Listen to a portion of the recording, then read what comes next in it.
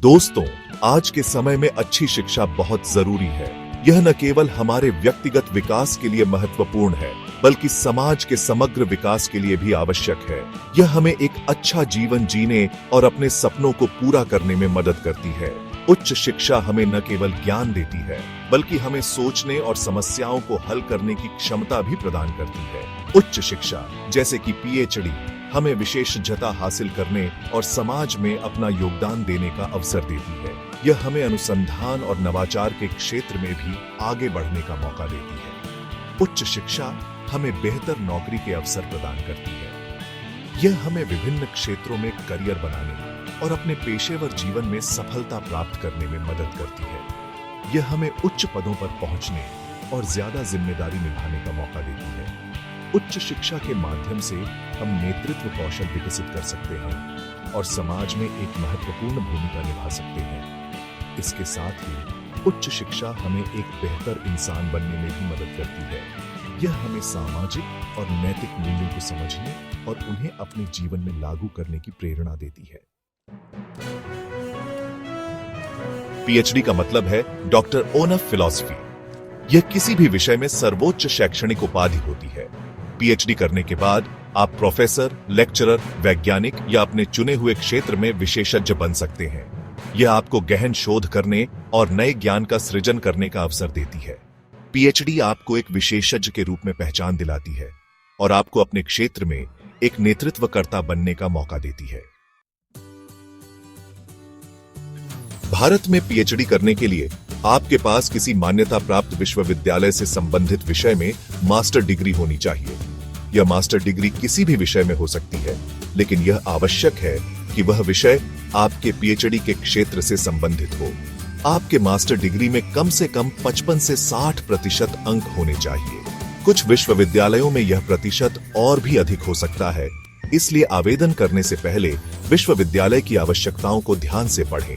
इसके अलावा आपको यूजीसी नेट, सीएसआईआर नेट या विश्वविद्यालय की प्रवेश परीक्षा पास करनी होगी।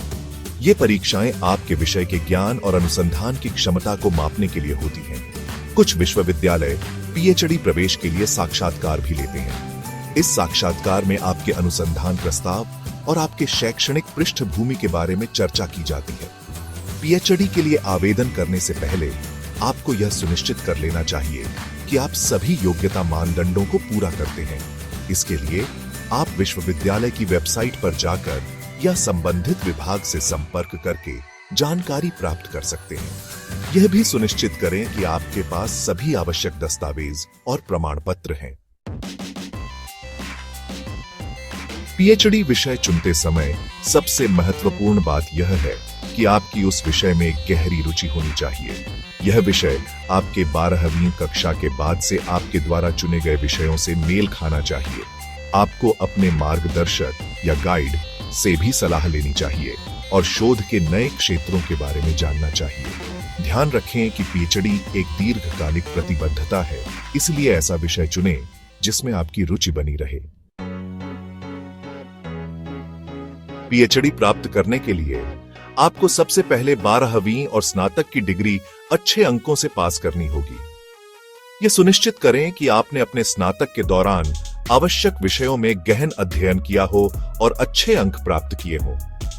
यह आपकी शैक्षणिक नींव को मजबूत करेगा और आगे की पढ़ाई के लिए आपको तैयार करेगा।